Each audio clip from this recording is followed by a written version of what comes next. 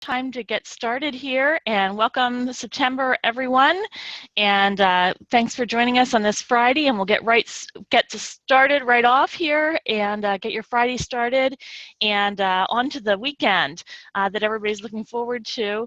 I appreciate everybody joining us on this start of the Labor Day weekend, and lots happening.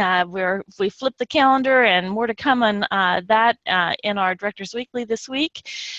Just a couple organizational update items, and then I'm going to turn it over to Michelle Wofford, and we're going to talk about an update on our social media and where we are with this, kind of a little retro look, and then look at where we're going with this as we move forward. So let me just say that we're kicking into the fall schedule with lots of things, as you know, on the schedule as we move into fall. But adding to our normal fall schedule is some very good things in that we're moving forward with filling a number of our positions. The staffing plan for the college has been approved to move forward, and we have several positions in process even as we speak, and I'll be noting these in Directors Weekly today and asking your help in recruiting for these positions.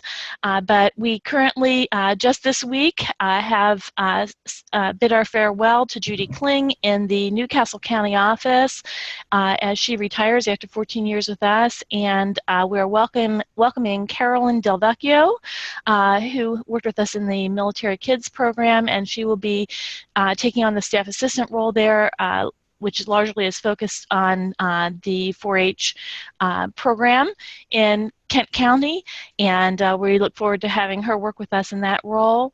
And you can stop in and say hello to her as you meet her. And then we are also in search process at the present time in Newcastle County for a 4-H position created by the departure of Mallory Vogel. And that position is in process, and Karen Johnston is chairing that committee. So if you have any questions, be in contact with Karen. I believe so we have going with that, and that's in process. And also the poultry agent position based in Sussex County, that is also that search has started, and Mark Isaacs is chairing that search. And both of these positions are important positions for us. And as I say, and you'll read later, one of the best ways that we recruit is by personal contact. There is nothing that reaches out and says we're interested in you more than a personal contact, a phone call, an email that's a personal one that says, would you consider coming to Delaware and joining our team. And I know personally that those kinds of contacts really mean something, and people will consider them much more than just reading an advertisement. We pay lots of advertising dollars. Just to put an ad in the state news is $600, and we put lots of money into advertising. But the best advertising we have altogether is what you can do in networking and reaching out to others. And even if it's just a personal email from you forwarding a link to our UD websites, that would be helpful. So we're in a search for those processes. And the other good news is we do have approval to move forward with our faculty positions in agronomy and in entomology, and the chairs have some work to do with the departments yet, various things we need to do in the departments before we can move forward with those.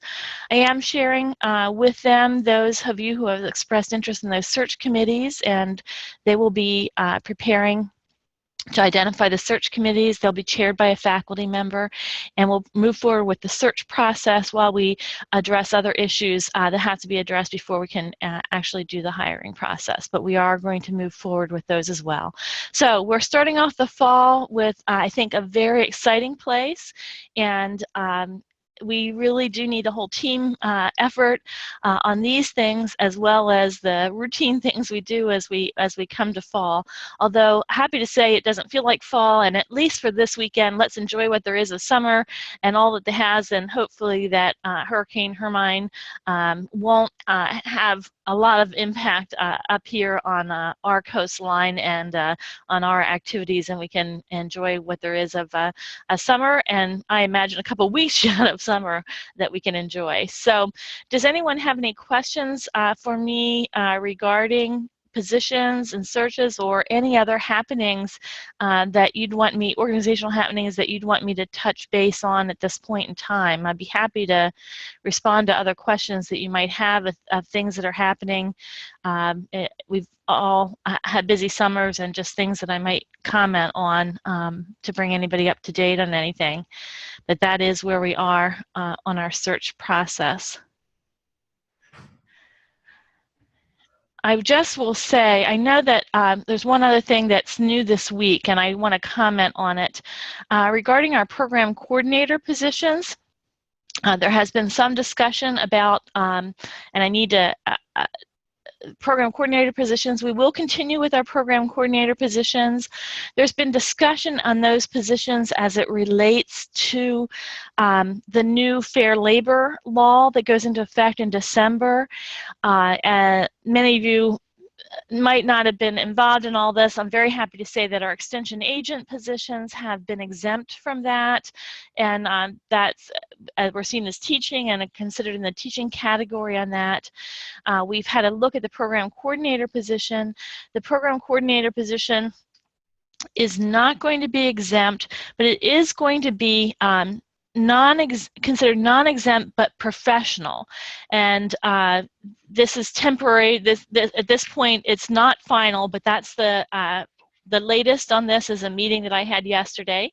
And what that means for us is that the fringe rate will stay the same as it is, and the benefits for these employees stay the same as it is. The only difference is that they will have to check in and check out of UD time.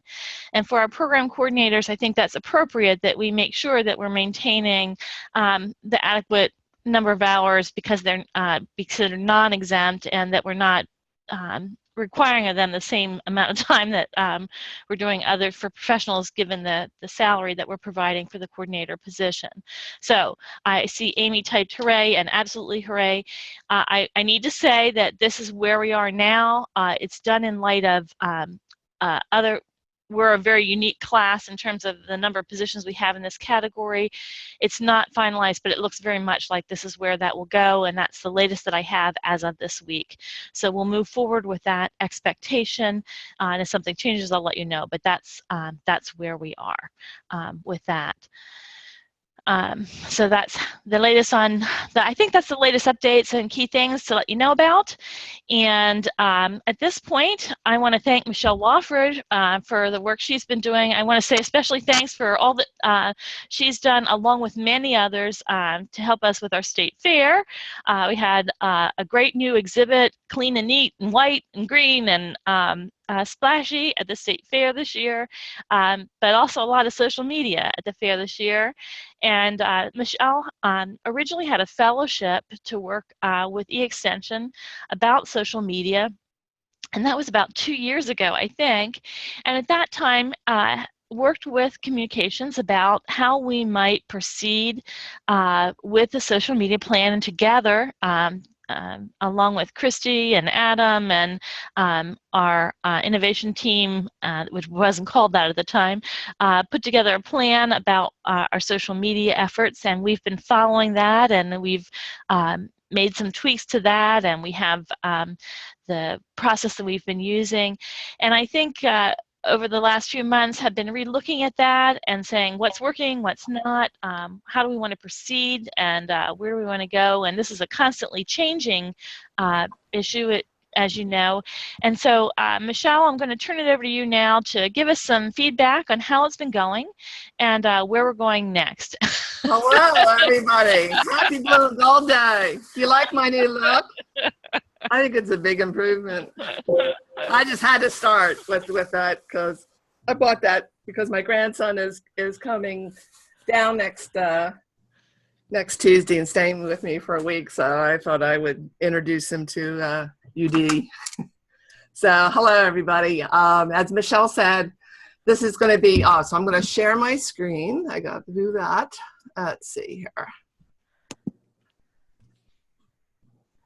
And hopefully I'm going to share my, if I don't blabber on too long, I want to share my iPhone or a device. That's one nice thing about Zoom. You can do that and give you a live look at Instagram, because that's the newest thing.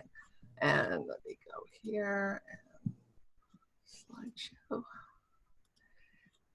And as Michelle said, this is an update in social media terms. 2 years is an eon. So every 6 months, really, we should look at our social media plan, because things change so drastically. If you will indulge me, I do have a little bit of a soapbox, because there still is, to be honest, there are a couple of professionals that I work with, colleagues, that very politely tell me that they're skeptical about social media. A common comment I receive is, well, my constituents aren't on social media. And that's true. That's absolutely 100% true. But the general public cannot be ignored. So your constituents may go on the website to get a variety trial report, or they may come to a field tour to get their information. So social media is not going to fulfill that role for you, but there is a disconnect amongst regular people and what Cooperative Extension does. I was one of those people. I was a suburban housewife, mother. I worked, and I did not know what Extension was until I was 45 years old. And there are people like me still out there. And when an exterminator comes to someone's home, they may not realize that Extension's behind that exterminator, because we've trained that person. When Joanne Whalen and Bill Sissel are out scouting for IPM, the general public would be interested, because they're helping farmers to be more ecologically minded, that they're not spraying as much as they used to 10 years ago. So when your landscaper comes to your home, or ChemLawn or lawn doctor, we're training those people that are going to people's homes. So there's a disconnect. And so social media really serves as a platform for reminding grassroots people that we're out there and this is what we do. So there's no better example of that than what happened with Penn State. And there have been a lot of extension programs around the country that have had cuts done. Some of them have been really tough to deal with. Penn State was looking at it, hanging over their head, very drastic cuts. I think they were going to eliminate, there was talk of eliminating the 4-H program as an example.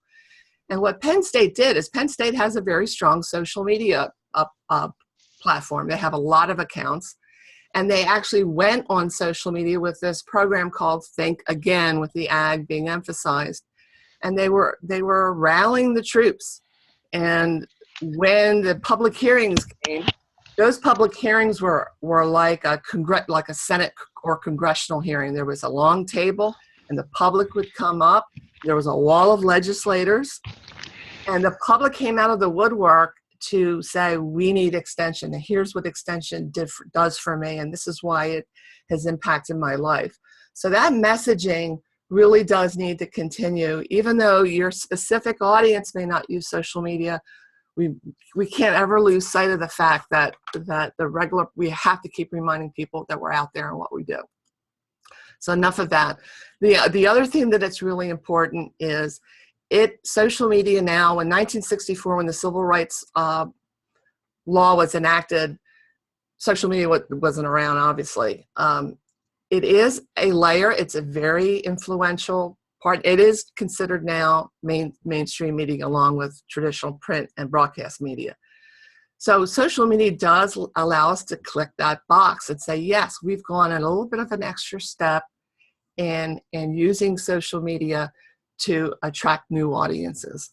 So as an example, when we applied for an Instagram account, we had to seek approval from the main campus at University of Delaware, because they don't want us creating social media accounts under the banner of University of Delaware without getting approval. And this was a document, this was a citation from Pew Research Internet, which does a lot of demographic use of social media and technology. And this was one of the statistics we used, along with quoting the law itself, to make our pitch for saying this is why we need to have Instagram.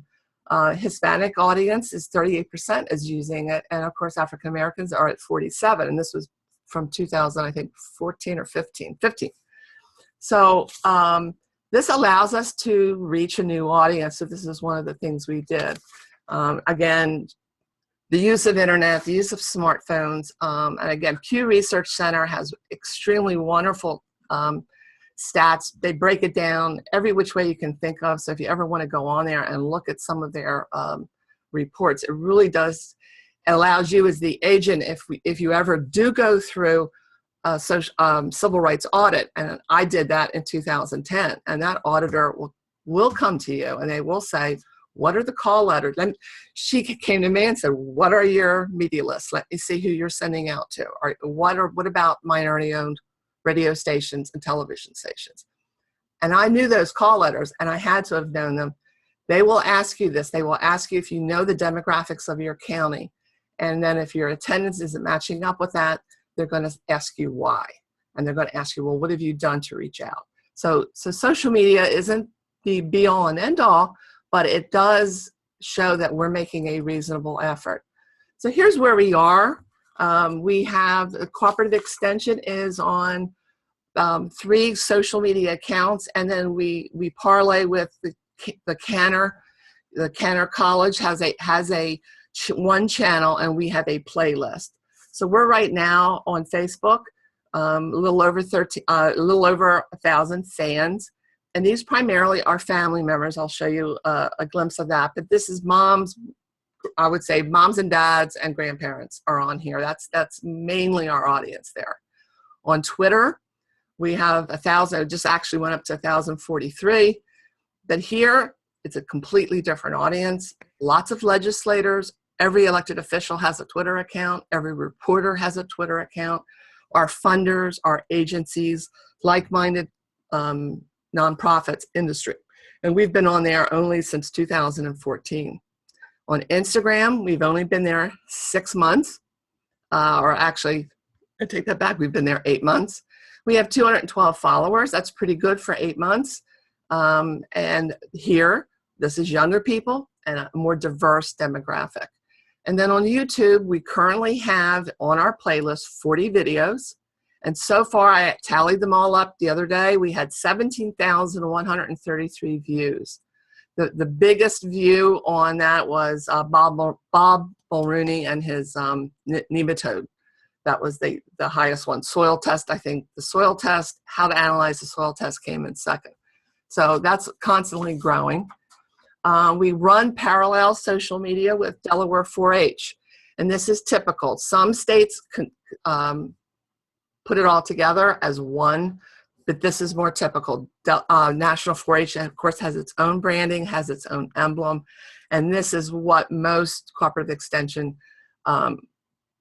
accounts do. They have a separate 4-H. So on 4-H, we have 1,515 fans, and again, a lot of parents, but also a lot of agencies with that. On Twitter, we are up to 1201. And again, it's National 4-H follows us there and retweets us. And the same reporters and so forth, but also teens and alumni are on Twitter. On Instagram, we've been there since 2013 and have 597. So you can see we are almost halfway to what 4-H has received over a 3-year period. So I'm really happy with where we are with Instagram. And on YouTube, we have 9 videos on Delaware 4-H. We probably try to get that number up. And it's got 2,635 single individual views on those videos.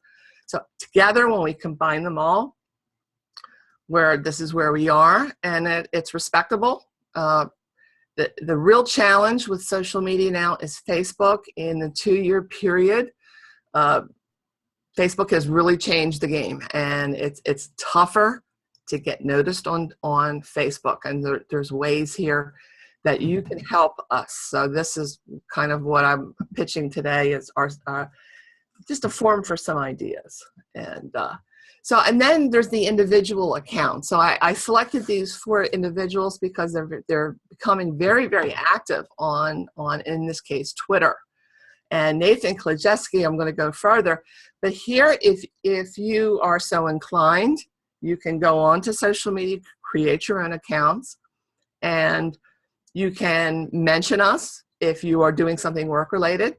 We can pick that up, and then we can retweet it or reshare it. That helps you out as an individual. Michelle Rogers is also on it. Lori Walensky's on it. I'm trying to think who else is on Twitter. You can type in, if in the chat box, please type in your handle if you are on Twitter. But these individuals, Dan Severson's on it too. So I want to show you using Nathan as an example, because Nathan is really doing a fully integrated, I just want to show you how this works. So here's Nathan, and this is his account. He has 270 followers for only being on Twitter for about a year. And really, he 99% of what he tweets about is plant pathology. So he's going to have a limited audience with that. If you were tweeting about Kim Kardashian, that's a different story. You probably have thousands of followers, but this is very niche for him. But he does a terrific job here. He says who he is and where he works. He has that caveat, all views are my own. He will occasionally post something personal, and that's okay, because you want to be all the advice out there on social media tell you, be authentic. Don't be a total 100% wonk. And Nathan really does it right. He uses pictures. In the second example, he's just showing a picture of things he's encountering while he's out on the field, and he will tag us. So what he's done here is he's used, and I don't know can you see my cursor? You should, right? You can see that he's used our handle here, and we would follow him anyway and probably would see this, but by tagging us, it's sort of a tap on our shoulder saying, hey, I've mentioned you, you might want to reshare it. So this is what he's doing. He's using a limited amount of keywords, but he's tagging industry on his observations. He retweets other people here. And this is an example of a sense of humor as far as a plant pathologist would use it. Pythium bars are good for what ails you. So this is a Pythium. So I think it's a very interesting photograph. And he does get favorited and he gets retweeted. He also shows his day in his life, and here his golf cart is stuck in the mud.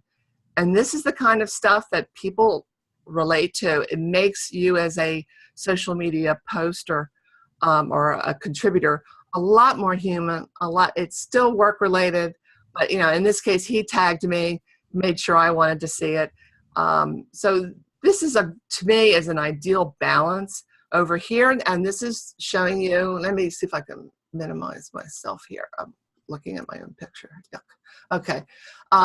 We will take what he's done and we will share it. So you look at his 270 followers plus our 1,042 followers, and you've got close to 2,000, close to 1,300 people then see it. And then one other person retweets it, and the exponential value of that content is there. And you can see, DDA, we're connected with them. So this is a really good snapshot of how someone who wants to go on social media and do it themselves can still connect and make it an extension statement. So this is ideal. This is another on the left. It's just showing you some of the people who follow Nathan. So it's not, there's 270, that isn't very much, but these are usually agencies. So this is not just an individual with 300 followers. It's a company or an agency with tens or 20,000 followers. So Ohio State is following him. I think this is Minnesota. Somebody might know that. I don't know that offhand, but different agencies, different plant pathologists. And I do want to say that if you are on Twitter, whether you are on Twitter personally or whether you send us something to put on Twitter, we can give you statistics. We can tell you how many people were reached with the particular tweet that we send out. we get a report saying in the month of July, we had 23,000 impressions. That means that 23,000 people saw it appeared in their feed. They may have not responded to it directly, but we had 1,532 people checked us out, checked out who we are as Extension, because we have a profile. So this is just a snapshot that Twitter gives you for free. When you have to go on your desktop to get this. You cannot get the analytics from your phone. But if you sign in on your desktop and you drop down your name, you will see analytics. And you can break it down much further. This is just one particular, it'll tell you who your audience is, everything. So it's really fantastic what they give you for free. Facebook, completely different story here. It is the largest, it's still the Mac Daddy of social media platforms. It's billions of people on this platform. But this is true, what you're seeing here, this bell curve, this demographic is true for Extension and 4-H. This one's Extension. 4-H looks exactly the same. So we have very few youth engaging with us or our fans. And so you're seeing here from ages 35 to 64, your parents, your grandparents are the ones who are on Facebook. And Facebook will give you incredible analytics. This is just showing here in 1 year where we've gone from having 600 likes up to where we are now at a little over 1,000. So it's a nice steady growth. We really jumped up in the spring and summer, and I hope that this trend will continue. But Facebook is tough, and the reason being is although we have 1,000 people liking our page, when we post content on that page, I'm lucky if 3 to 5% even see it. They don't see it. So we either have to have dynamite content, which we try to do, but we can't always do that. Not everything we do is going to go viral. Or we have to pay to get our information out there. So, or we can get the staff to share. I also want to show that when we use video, the first 10 seconds of a video are crucial. So this was something that Susan Gary did and I did very quickly, very spur of the moment at the state fair. But 82% of the people watched the whole thing. It was a long video to begin with. But after 10 seconds with a lot of our videos, the drop rate, it just drops after 10 seconds. So we have to engage people and the videos have to be short primarily. So are you pumped up for social media? So I saw this meme and I said, no, some people like, I don't want to be on it. I'm not interested. I asked Mark Isaacs for permission. He is somebody who does not want to be on social media. He doesn't like it, and that's fine. But he still sends us content that we can post. So you don't have to be on, no one's going to force you to be on social media if you're uncomfortable with it. But there are a lot of other ways that you can help us spread the message. So in 2014, this was and I think it was a rather unique model. And I think it was Christy that suggested an email. So she created the UD Kenner Social, but we were looking for a portal. UD proper, the main communications had a form that people could fill out. And we were like, well, no one's going to want to fill out a form. Let's make this as easy as possible. And somebody's got their microphone not muted. So if you're out in the field, whatever you're doing, and you're snapping a photo of something, send it to us. It could be a 30-second video clip. We may not use it we may not use it right away. We may save it for maybe a film or a video project we're doing. Make sure that if you're photographing minor children, that you get photo releases. Most 4-Hers, excuse me, I'm tongue-tied. Most 4-Hers have signed a photo release, but some have not. So you have to check that out. But if you send us a picture of children in a crowd and their faces are recognizable and they're featured, we cannot use the photograph. But otherwise, send us what you have, and the social media team, Christy, Adam, myself, we will look at it. We will decide, this would be good on Facebook. This maybe it'll be good on all of them. But we generally don't splatter the same thing at the same time in the same way across all 3 platforms. We try to stagger it and cater to the unique audiences that are on each platform.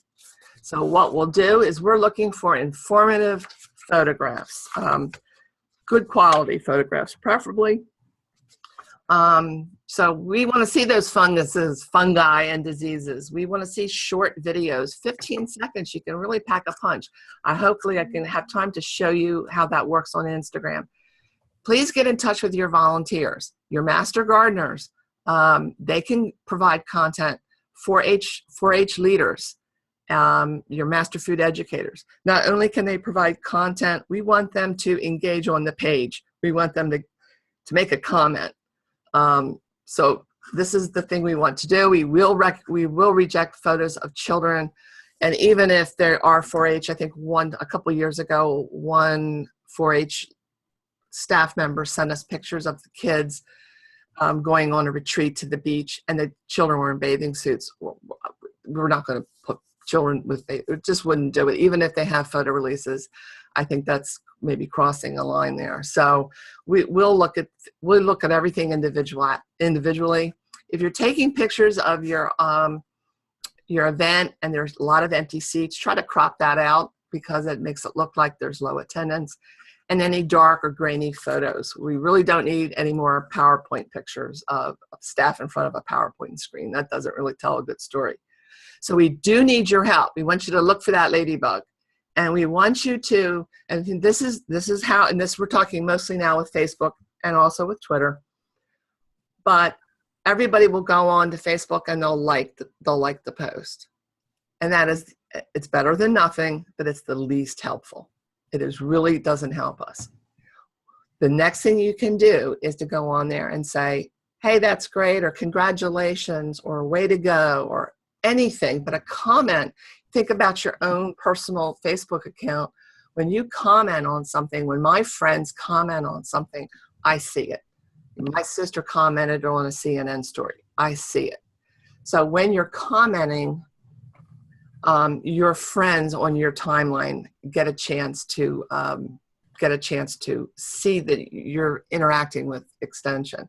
And then the next step, the very best thing you could do is to share the content out. My family knows more about a cooperative extension than they probably ever wanted to know, because I take posts that are on Extension and I share them on my personal timeline. But I've had I have a cousin up in Hockessin who said, you know, I've been looking at your pictures. My daughter is taking horseback lessons, and I think I might want to sign her up so she can take the horse project.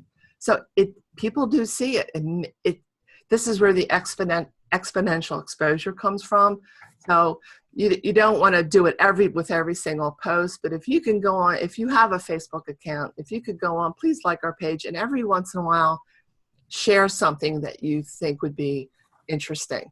That is really where we're going to drive and get new audiences. Ask your volunteers to like our page, and this is a shout out to 4-H. For the 4-H staff, please ask your leaders to like the Extension page, not just the 4-H page, but have them like the Extension page as well, because we are together. We're one family here. So ask them to contribute content. And then we want to start using more aggregate hashtags. For instance, Ag Day, they have a hashtag. That's what it is, and every year it changes, you know, by the year. But the University of Delaware, they'll look for that. Christy or Adam will look for those hashtags, and they may create an aggregate story like Storify, for instance, where they collect messages from the public. UD interns, UD has one called UD Summer and UD Interns. Well, I found out about the UD Interns kind of late in the game, but over on the right, you see this is where the Extension scholars were at an Olympic party. I threw in the UD intern. Well, this is a snapshot of the University of Delaware picked it up because they collected all these UD interns and they created a story. And then UD Extension retweeted that message.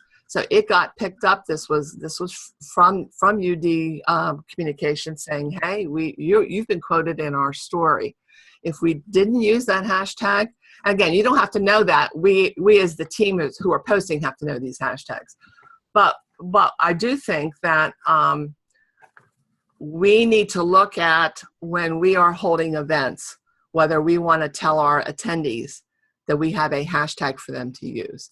Because let me use example of the 4-H farm tour. So we have a 4-H farm tour. I have an issue with, can I take pictures, close-up pictures of children without a photo release? But if a parent is there and they take a picture of their child petting a cow, and that parent tweets it using our hashtag, then that picture is fair game. We can use it, we can curate it, we can share it out. So National 4-H has their own national programs, True Leaders and 4-H Grows Here. So in your own private post, being aware of what these hashtags are.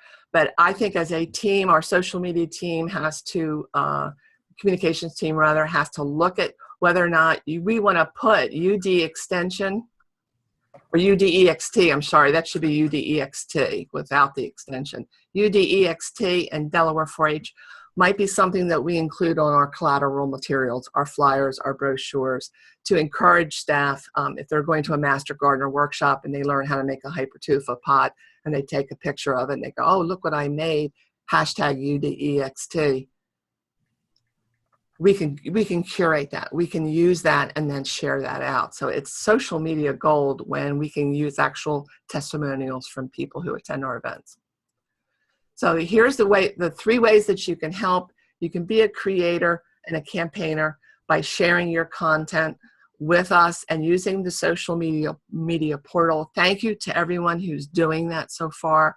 It really is great when we get those. I know Christy and I get really excited when they come in.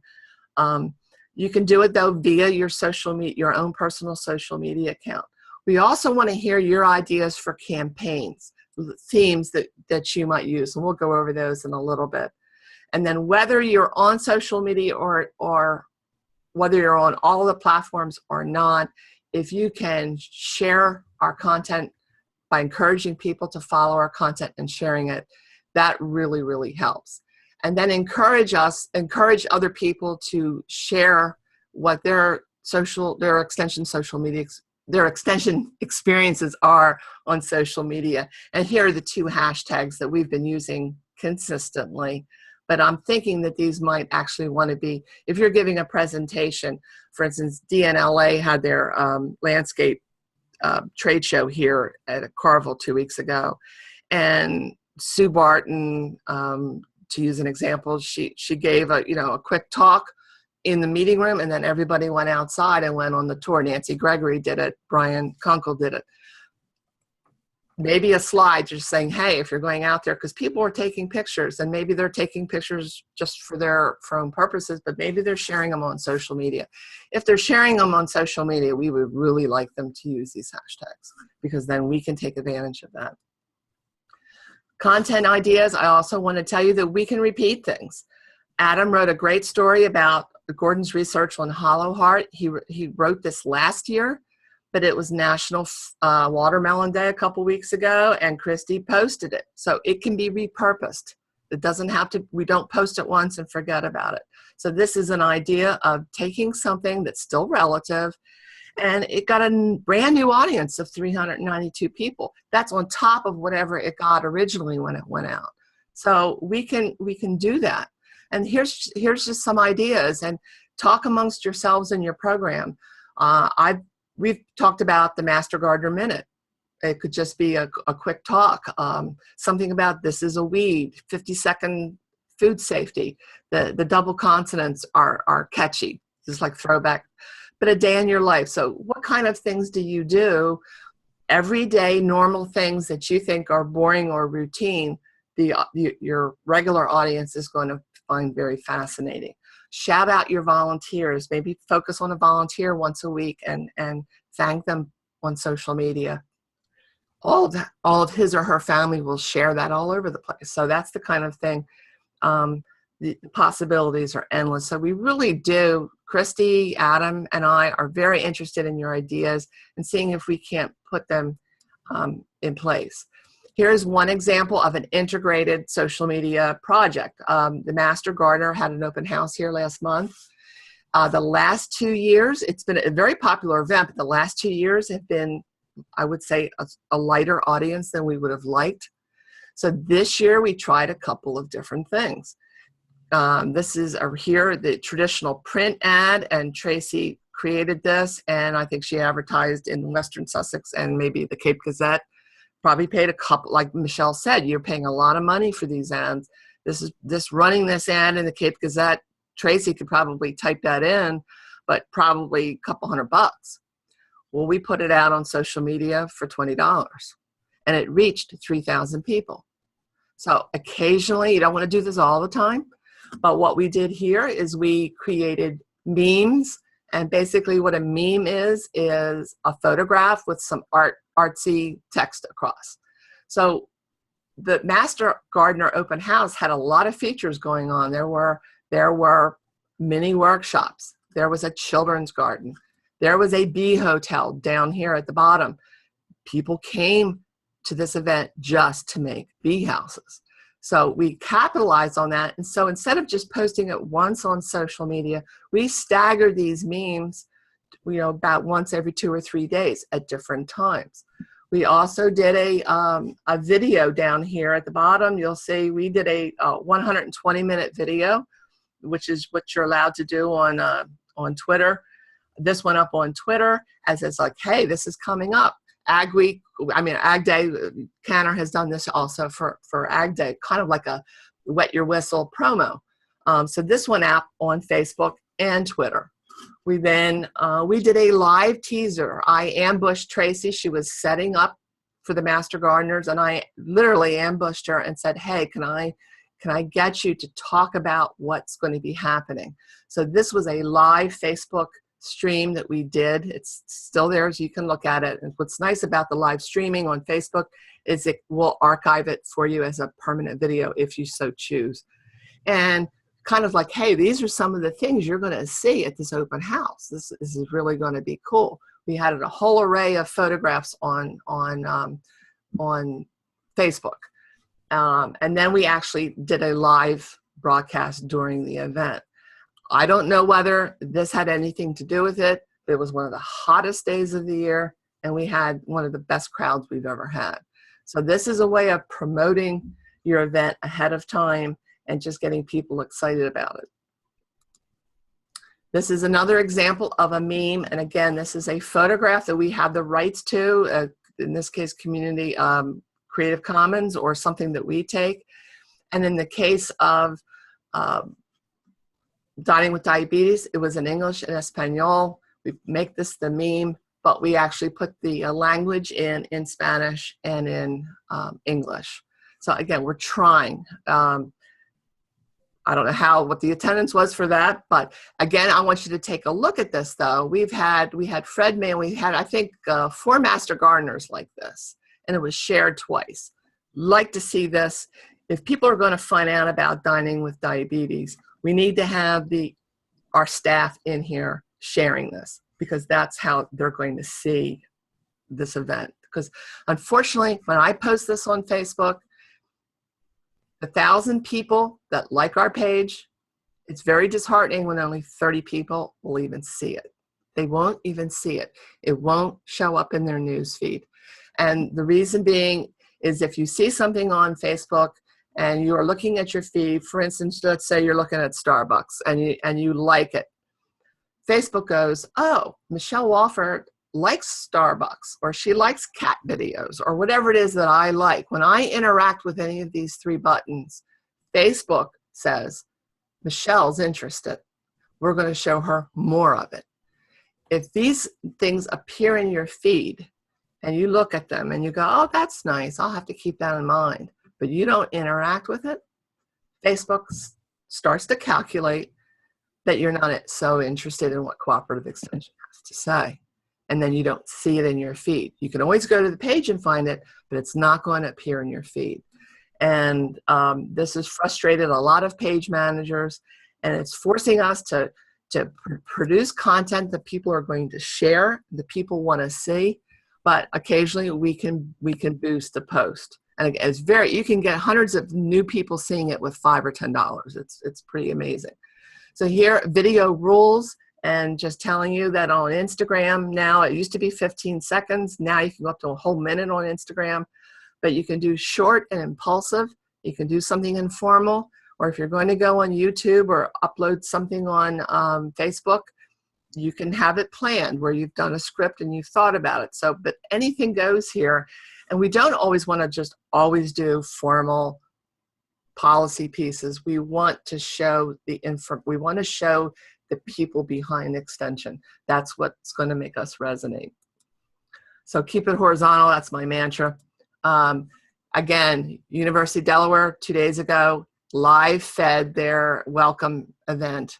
You can see actually Katie was on there. I was on there. It received 30,000 views. It has since people can go on it after the fact. So if you're going to do any live streaming, one nice thing, it's a square format. So it doesn't matter how you hold your phone, they're going to make it square. But it's in the moment, it's spontaneous. Think about doing it. During Ag Day, I showed the Master Gardener. You can go on the Cantor Facebook page and look at that. You don't ambush anybody though. Don't put somebody on camera without asking them first. Move slowly. And it's good to have some kind of a brace or a way so it's not shaky. But this is really becoming, I was a big fan of Periscope for a while and did a lot of early exploring on that. But Periscope, there's a lot of trouble with trolls and disgusting comments, quite honestly. We're not seeing that on Facebook. So Facebook may be a very, very good option for us as far as doing some live streaming. We have lots of examples of that on Extension. Again, just a good photograph. I've used this photo many, many times. 582 people saw this. This was 3 years ago when we only had like 200 likes. So a page with 200 likes can have 582 views. And it's because people liked it, they commented on it, and they shared it. So that's what helps us get the exponential exposure. If you're taking a good photograph, the one on the left, I would have, it would have been better if that had been cropped, because as good as this was that they had this event, this looks like, oh, we didn't fill the room up. Where the one on the right shows you a little bit more energy. So just pay attention to what, and of course we can crop it on our end too, but it's good if you can do that. Again, if you're going to promote apples, which one's better? They're both, I took both of these, they're both good photographs, but the one with the people smiling, photo release here, parental permission to use these was given, but that's what's going to connect with people. So I wanted to show you real quick, and this is really neat. I'm having to see, how am I on time? I'm okay. I wanted to show you, this is a really cool feature with Zoom, and I'm going to stop my screen for a second, and I'm going to come back, and I'm going to share it again. I'm going to share my iPad, or my iPhone in this case. And it's going to ask me to do 2 steps. Bear with me while I do those. You cannot do this if you have it. And so now you see now you should be looking at my phone, I hope. And I just wanted to show you Instagram. This is terrific. The first person I thought, and Zoom is the only one that does this. We cannot do this with Adobe Connect. We cannot do it with GoToMeeting. But Zoom allows you to share your laptop or your device. So if, for instance, Phil Sylvester did a fantastic workshop at the Mid-Atlantic Crop School on agricultural apps. So he could come in and he could do a First Friday on how to do ag apps. And you'd be able to do it live. Now the caveat with this is you cannot do it from your phone or from your tablet. You must connect your phone or tablet to a PC or a Mac desktop. And then you have a plugin and it allows you to do that. So that's the one thing you have to do. And so for instance, everybody saw First Friday. If you had a video on your phone that you wanted to show somebody, You remember Michelle had the video on First Friday. Oh, there it is. Where she was lowering the boom on James Atkins. You can now, everybody. So this is really nice if you've got content on your phone and Rogers is lowering the boom. In a Zoom meeting, you can do it. And that's Michelle in the cab. This was for Elite Delaware. James presented a section on precision ag at Elite Delaware, and so it was a lot of fun. I just wanted to show you that. So I'm going to show you Instagram and where we are with that. And so this is our Instagram account. We can now do up to a minute.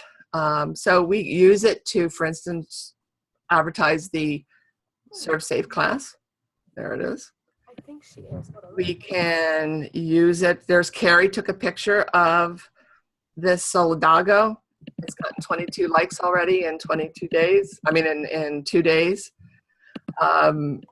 Tracy and I recently did a National Master Gardener webinar on using Instagram.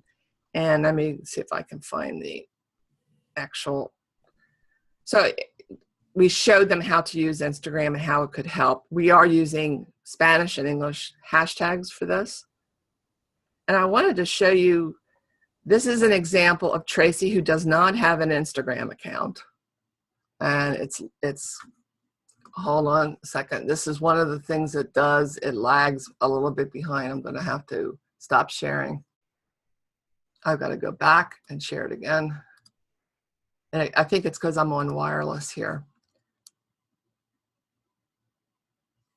So note to self, don't use wireless when you're doing this. Done.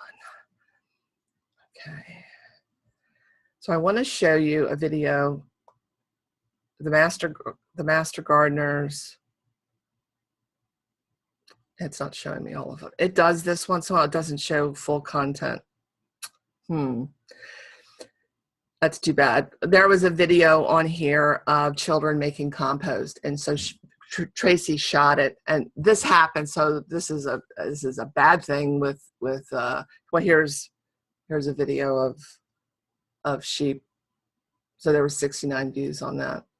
So I had a 4-H'er tell me why these sheeps wear blankets. And you should be able. Are you getting that? Oops. Yes. Most commonly asked question. Yes. And we keep them on there just to keep them clean.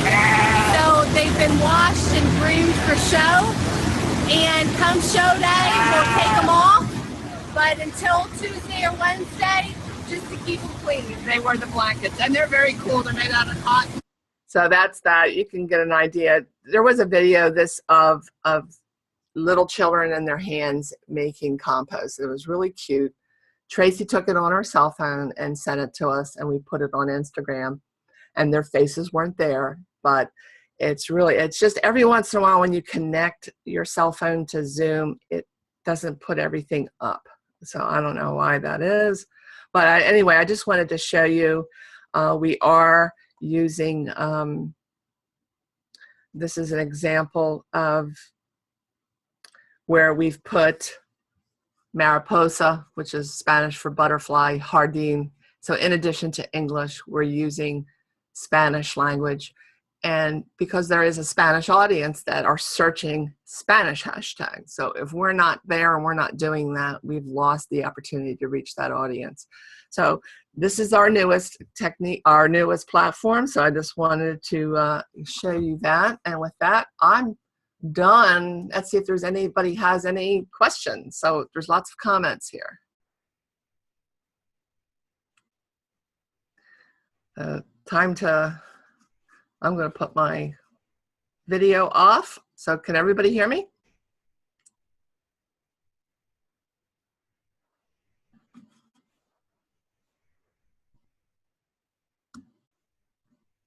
Any questions about social media or what we could do for you?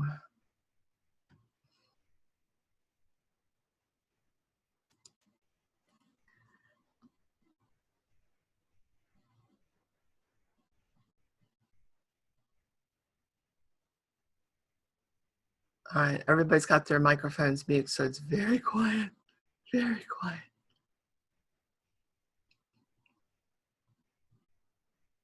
Yeah, Christy mentions captions. When you take a photograph, just explain what it is, because we're not going to know a Latin binomial. We're not going to know what it is. So just give us content. Videos are just terrific. And even if we don't use the video in social media, we might use it. We might save it for what we call B-roll. You saw that during the state fair presentations where the screens were going on, and you saw video in there. There was no sound. It's just background footage, and that footage can be used for compilations or something that you want to show your year in review and you want to show different things you did. You can put a video together that has stills and some of that B-roll.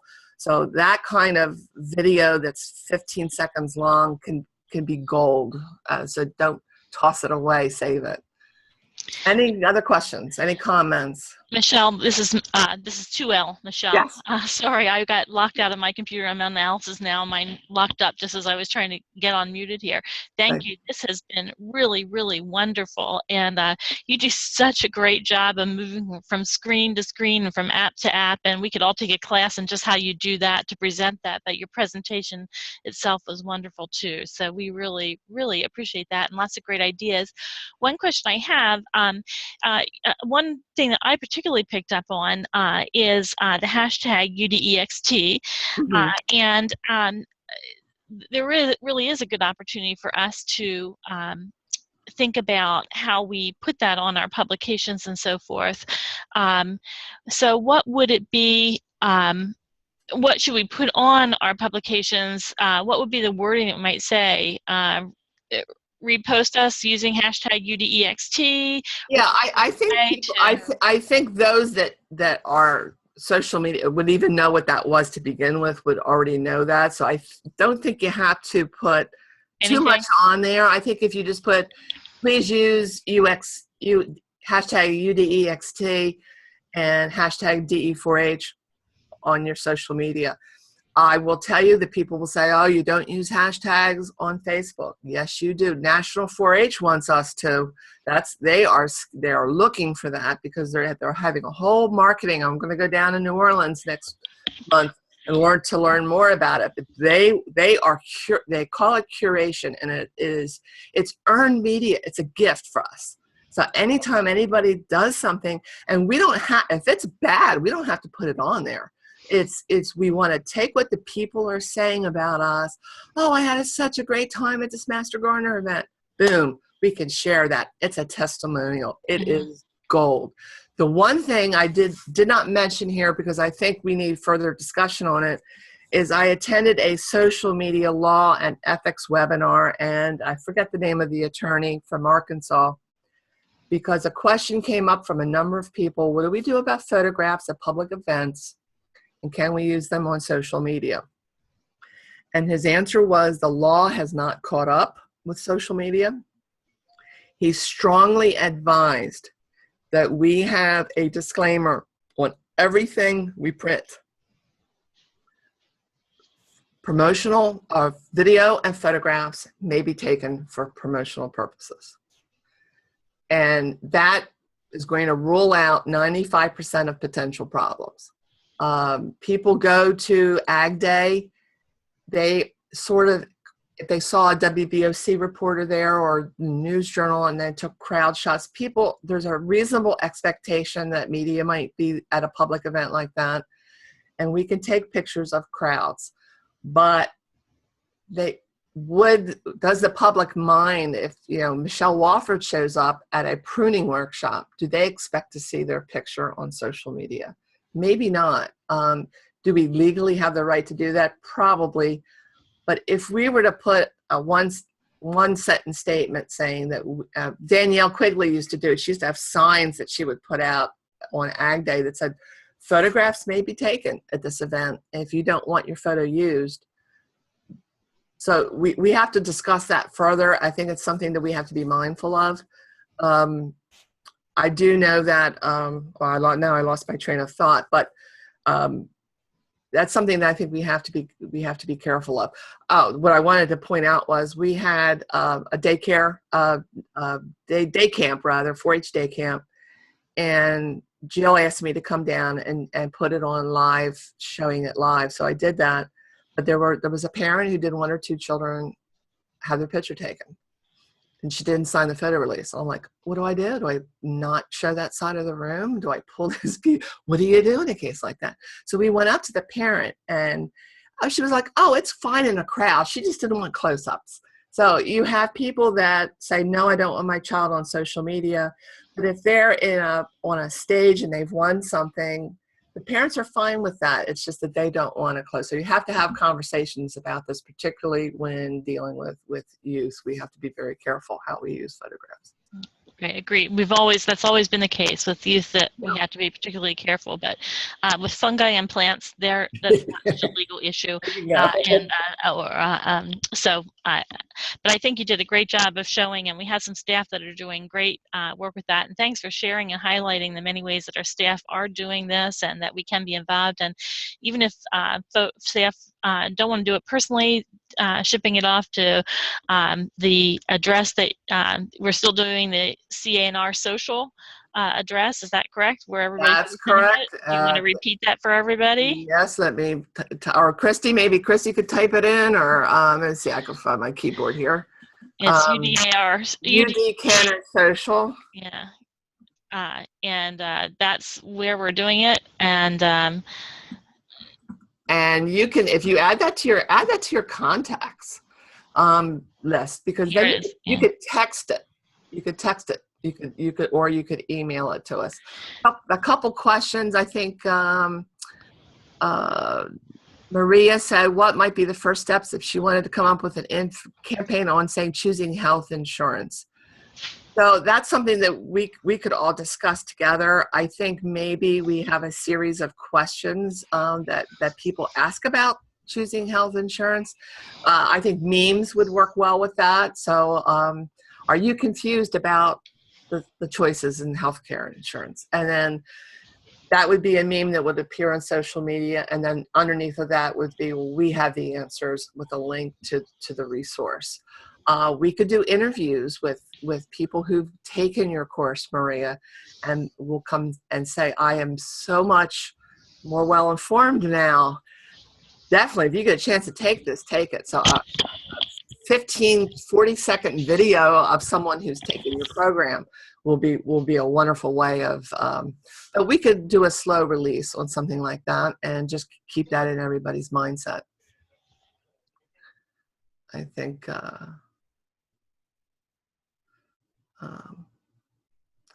yeah, Tracy mentioned we pre-recorded our session. Hey, that was pretty cool. A social media boot camp, and a lot of people have mentioned that. So I think everything is just pretty much comments about. We could do a how-to session, and that's what's nice about Zoom. If like Christy knows all about Facebook algorithms, and she could do that in her office and record it and show, and then we could just create the video of it and have it as a resource. So we don't always have to have people attending them. We can record them on our own and make them resources. We could upload them and share them with the extension.org as a learn session. So there's a lot of different things we could do. Yes, you self-proclaimed nerd. I know, me too. So hopefully, again, just contact us. There's a lot to absorb here. Just contact one of us with ideas. We'd be glad to figure something out. There's so many different ways of approaching this. So that's the nice thing. It's flexible. Well, thank you, Michelle. We have our time up, but Yep. You have filled it wonderfully and chock full of information, and you're a great presenter with this. I know you're being used nationally, and we're proud to call you ours. Yes. I forgot to wear my shirt, so I'm improvising. And you're just a hoot anyway. But thank you so much for doing this. We That was my are so pleasure. glad to have you lead us and guide us, and the rest of the team, Christy and Adam. Absolutely. Couldn't do it without them. You make a Yeah. great team doing this all together, and really make a difference. And we are getting noticed, and you've been at this for some time and have helped us. So I just want to say thanks for all you're doing. And I know that it depends on us sending you stuff so you can do it. Yep. And so thanks for all you do. And everybody just keep sending stuff to UDCA and our social, and we'll keep We'll chipping make you away at that. stars. We'll make you stars.